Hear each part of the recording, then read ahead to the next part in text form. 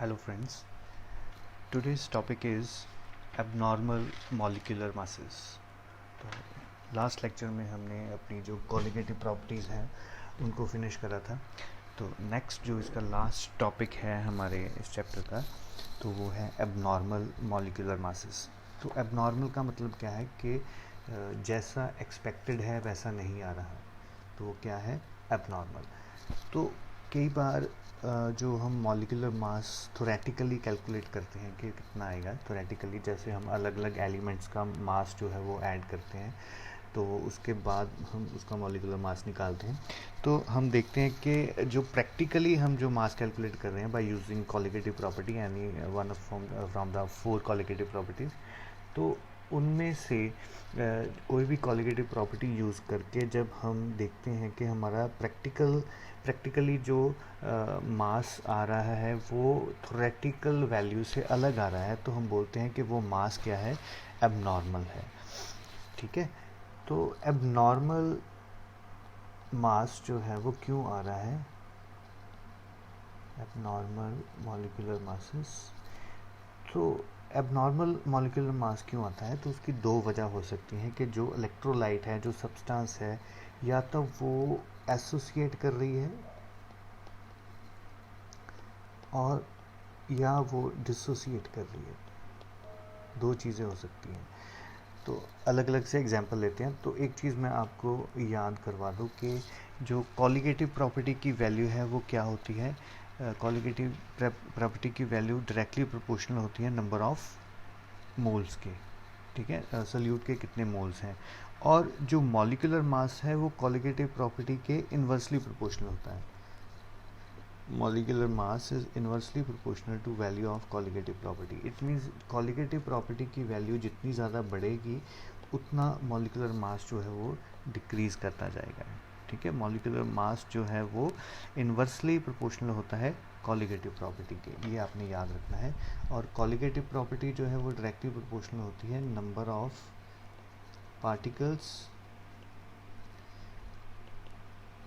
Of solute. ठीक है, तो ये चीज़ आपने माइंड में रखनी है अभी। तो अभी हम दो एग्जांपल्स लेते हैं, एक एसोसिएशन की लेंगे, एक डिसोसिएशन लेंगे कि उसमें से कैसे जो है वो मास जो है वो अलग हो जाता है। फॉर एग्जांपल हमारे पास एक सॉल्यूट है, सब्सटेंस है KCl।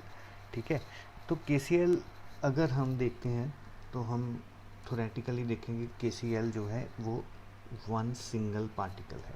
तो हम उसकी जो कोलिगेटिव प्रॉपर्टी है वो कैसे मेजर करेंगे, in terms of one particle. तो हम एक पार्टिकल लेके चल रहे हैं, तो हम उसका मॉलिक्यूलर मास कैलकुलेट कैसे करेंगे, हम जो पोटाशियम का मास निकालेंगे प्लस हम क्लोरीन का एटॉमिक मास लेंगे, तो दोनों को हम ऐड ऑन कर देंगे, तो हमारा जो भी है वो मास बन जाएगा, मॉलिक्यूलर मास। तो ये कौन सी वैल्यू है, ये हमारी थ्योरेटिकल वैल्यू है, हमने थ्योरी लगाई है, पेपर पे निकाला है हमने। तो जब हम एक्सपेरिमेंटल देखते हैं तो क्या होता है, जब KCl को हम वाटर में डिज़ोल्व करते हैं या किसी भी सॉल्वेंट में डिज़ोल्व करेंगे तो इसकी प्रॉपर्टी है कि ये डिसोसिएट हो जाता है। तो यहाँ पर जब हमने इसको डिज़ोल्व करा किसी सॉल्वेंट में, तो यहाँ पर हमारे दो पार्टिकल्स आएंगे। ठीक है ना, तो अभी जो है कोलिगेटिव प्रॉपर्टी की वैल्यू जो हो जाएगी वो डिफरेंट हो जाएगी, क्योंकि यहाँ पर कोलिगेटिव प्रॉपर्टी की वैल्यू एक पार्टिकल के लिए थी, तो यहाँ पर कोलिगेटिव की प्रॉपर्टी की वैल्यू दो पार्टिकल्स के लिए। तो वो क्या होगी, पार्टिकल इंक्रीज होने से कोलिगेटिव प्रॉपर्टी की वैल्यू भी इंक्रीज हो जाएगी, और जो मॉलिक्यूलर मास है क्योंकि वो इन्वर्सली प्रोपोर्शनल है तो वो मास डिक्रीज कर देगा।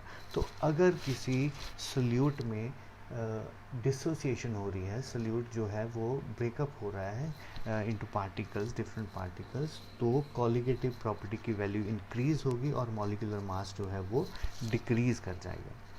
तो इसी के पैरेलल दूसरी चीज़ है, अगर किसी सब्सटेंस में, किसी सोल्यूट में एसोसिएशन हो रही है, तो हम एग्जांपल यहाँ पर लेते हैं एसिटिक एसिड की, CH3COOH, या कोई भी एसिड हम ले सकते हैं, इन जनरल हम इसको लिख सकते हैं RCOOH। ठीक है, तो यहाँ पर ये क्या है, सिंगल पार्टिकल है। ठीक है, तो जब हम इसको सॉल्यूशन में डालते हैं तो क्या होता है, इसमें हाइड्रोजन बॉन्डिंग जो है वो स्टार्ट हो जाती है इस तरह से। मैं आपको शो करता हूँ, ये एक मॉलिक्यूल है और ये दूसरा मॉलिक्यूल है। क्लियर? यहाँ पे कार्बन लिखते हैं, ठीक है। तो यहाँ पर ये hydrogen, this one and this oxygen, इसमें हाइड्रोजन बॉन्डिंग हो जाती है और यहाँ पर इनमें हाइड्रोजन बॉन्डिंग हो जाती है। तो हाइड्रोजन बॉन्डिंग होने की वजह से दो दो पार्टिकल्स जो हैं वो आपस में ज्वाइन कर जाते हैं। तो क्या हो रहा है, ये हमारी इस तरह से एक जनरल इक्वेशन बन जाएगी, ठीक है। तो दो पार्टिकल आपस में ज्वाइन कर गए, ठीक। तो यहाँ पर क्या हो रहा है कि हम अगर यहाँ पर देखें तो ऑन द पेपर हम इसको कैलकुलेट करेंगे फॉर टू पार्टिकल्स, हम बोलेंगे यहाँ पे दो पार्टिकल्स हैं अलग अलग, ठीक है। तो इसके लिए कॉलिगेटिव प्रॉपर्टी की वैल्यू कैलकुलेट करेंगे।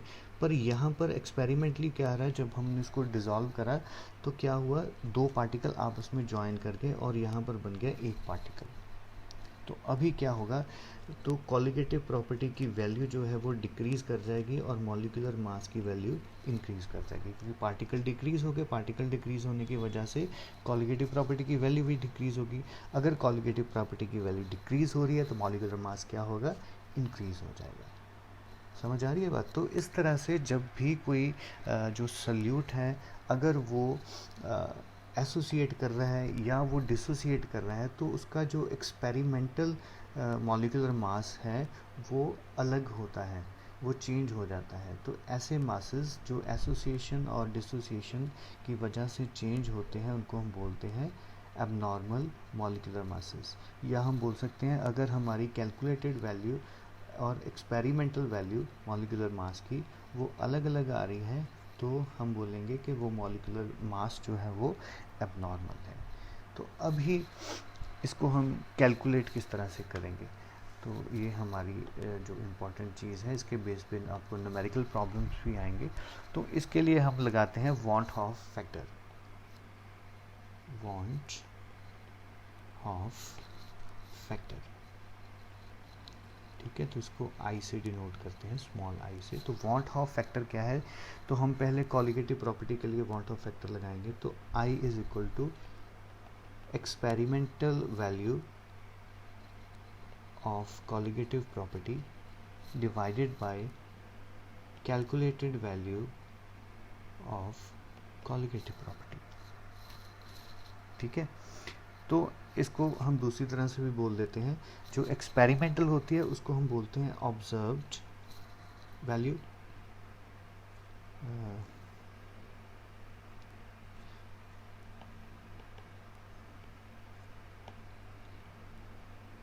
और जो कैलकुलेटेड वैल्यू होती है उसको बोलते हैं हम नॉर्मल वैल्यू, ठीक है। तो ये भी आपने याद रखना है कि ऑब्जर्व्ड वैल्यू कौन सी होती है, जो एक्सपेरिमेंटल होती है, और कैलकुलेटेड वैल्यू को हम बोलते हैं नॉर्मल वैल्यू, ठीक है।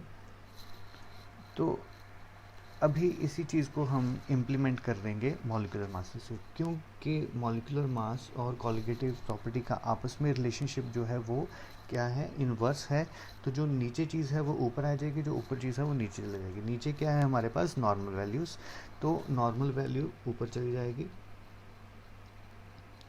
Normal molecular mass divided bye नीचे कौन सा आ जाएगा, ऑब्जर्व्ड मॉलिक्यूलर मास, ठीक है। तो इसको हम सिंबॉलिक फॉर्म में भी लिख सकते हैं, I is equal to M C, C stand for calculated and M O, O stand for observed, ठीक है। तो इसके आपने फॉर्मूलाज याद रखने हैं। अगर किसी सल्यूट में डिसोसिएशन हो रही है और उसकी हमने डिग्री ऑफ डिसोसिएशन निकालनी है, डिग्री ऑफ डिसोसिएशन का मतलब है कि कितनी उसमें जो है डिसोसिएशन हो रही है हमारे सल्यूट में, तो उसके लिए आपने डायरेक्ट एक फॉर्मूला याद रखना है। डिग्री को इसको हम डिनोट करते हैं अल्फ़ा से, alpha will be equal to M C that is calculated molecular mass minus M O that is observed molecular mass divided by M O n-1। n क्या है यहाँ पर? Number of moles, total number of moles कितने हैं, कितने particle उसके dissociate होके बन रहे हैं। जैसे अगर KCl है हमारे पास तो उसमें K और Cl और कितने n की वैल्यू कितनी होगी यहाँ पर 2, 2 पार्टिकल्स बने हैं तो n की वैल्यू कितनी है 2। ठीक है, अगर कोई हमारे पास ऐसा जैसे कोई ऐसा हमारे पास कंपाउंड है तो जिसके इक्वेशन ऐसे बन रही है तो यहाँ पर टोटल पार्टिकल कितने हैं 1 + 2 3, तो n की वैल्यू कितनी होगी 3। तो इस प्रकार से हम जो है वैल्यू निकालते हैं n की। तो डिसोसिएशन के लिए ये फॉर्मूला है। सिमिलरली एसोसिएशन के लिए भी एक फॉर्मूला आपने याद रखना है। तो एसोसिएशन के लिए क्या फॉर्मूला है? और एसोसिएशन सेम डिनोट उसको अल्फ़ा से ही करते हैं। तो alpha is equal to MO - MC divided by MO multiply by N upon N-1। ठीक है, तो ये हमारा फॉर्मूला है। तो सिमिलरली n वही है नंबर ऑफ मोल्स, कितने मोल्स एसोसिएट कर रहे हैं। अगर 2 कर रहे हैं, 3 कर रहे हैं, 5 कर रहे हैं तो मोस्ट प्रोबेबली हमें नंबर दिया होता है, नहीं तो हमें जो इक्वेशन दी होती है या हमें जो सोल्यूट दिया होता है तो उससे पता चल जाता है कि कितने पार्टिकल्स बनेंगे या कितने पार्टिकल्स एसोसिएट होंगे। तो ये कुछ ज़्यादा मुश्किल चीज़ नहीं है। ठीक है, तो एक चीज़ आपने याद रखनी है, आई की वैल्यू की एग्ज़ाम में भी आती है। अगर डिसोसिएशन हो रही है,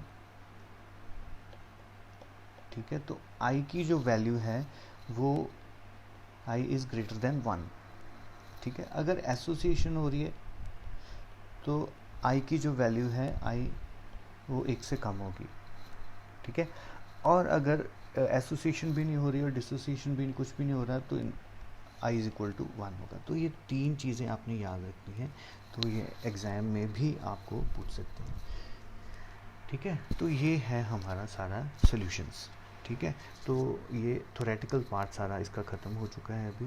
तो होपफुली आपने नोट्स भी कंप्लीट कर लिए होंगे। तो इसके बाद नेक्स्ट लेक्चर में अभी हम इसके न्यूमेरिकल प्रॉब्लम्स जो हैं वो लेंगे। ठीक है, थैंक यू।